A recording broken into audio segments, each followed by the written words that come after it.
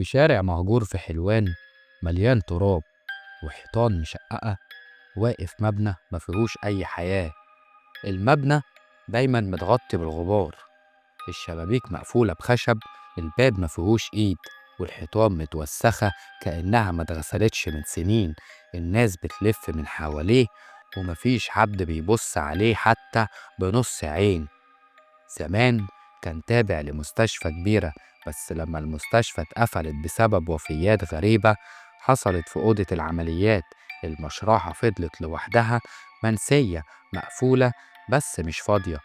في سنة 2007 حصل تنسيق لتجربة من وزارة الصحة، كانوا بيجربوا يعملوا ترميم للمبنى القديم. فريق صغير دخل المشرحة علشان يعمل حصر للمعدات، وكانوا 3 بس: مهندس وعامل وطبيب شاب تابع للنيابة.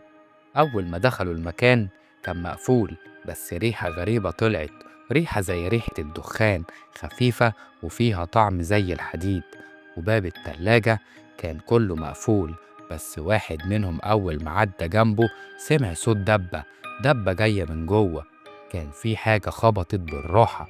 الطبيب قال أكيد فار أو حاجة، بس الدبة اتكررت، والمرة دي كانت أقوى بكتير، لدرجة إن الباب نفسه اتحرك شوية. العامل قال لهم أنا مش مرتاح، في صوت نفس جاي من الناحية التانية. قالوا له اهدى، بس بعدها النور اتقطع، مفيش أي مصدر نور، بس في صوت حاجة بتتجر من على الأرض، معدن بيتسحب، وبعدها سكون تام، وبعدين همسة بوضوح كأنها جاية من جوه الحيطة.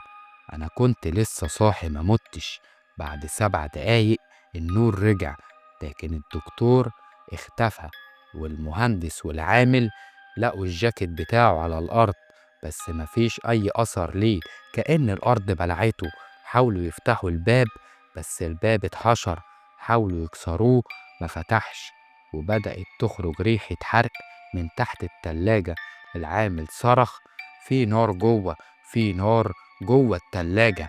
بس لما فتحوه كان في جثة جديدة ما كانتش موجودة لما دخلوا، جثة متفحم نصها والنص التاني سليم، وعينيها مفتوحة وصباعها الصغير بيتهز. في اللحظة دي صوت خطوات على السقف، وسمعوا صوت تاني: انتوا شفتوني يعني خلاص.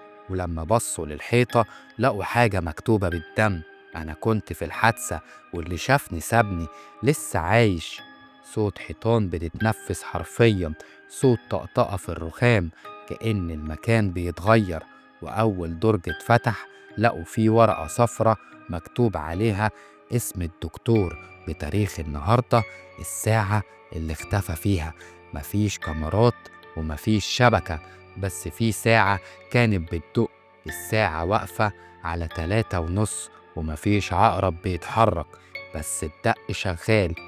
وفجأة الصوت وقف، وخرج صوت أنثوي ناعم بس مخنوق بيقول: في حد سايبني هنا من 14 سنة وهو لسه ساكن في حلوان. ولو وصلت لحد هنا فانت شكلك بتحب الحكايات اللي تخليك تبص وراك. دوس لايك واشتراك قبل ما النور يقطع عندك، وكمل معايا لأن اللي جاي فيه اللي يخلي جلدك يقشعر. المهندس اختفى، العامل خرج بعدها بأسبوع، ساكت، عينيه فاضية، بينام، واقف، وكل ما يغمض يصحى وهو بيصرخ: ما تسيبنيش معاهم تاني. والمفاجأة اسمه اتكتب على باب المشرحة، رغم انهم ما قالوش لحد هناك اللي حصل.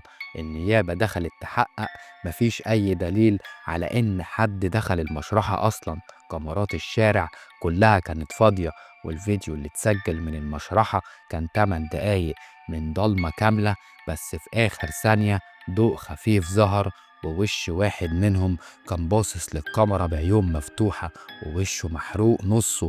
والبيوت اللي حوالين المشرحة بدأ يظهر فيها مشاكل.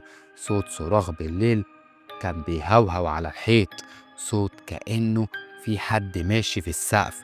وكلهم سمعوا صوت واحد بيتكرر: ارجع تاني، انت لسه ما اتدفنتش.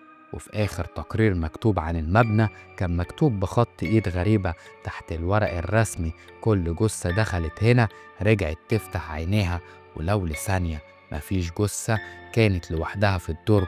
عاوز تكمل؟ عندي لسه 3 جثث لسه ما اتحكوش عنهم. واحدة فيهم ماتت وهي حامل، والتانية منتحرة، والتالتة مش معروف هويتها لحد النهاردة. ولو عايزنا أكمل اكتب لي في الكومنتات.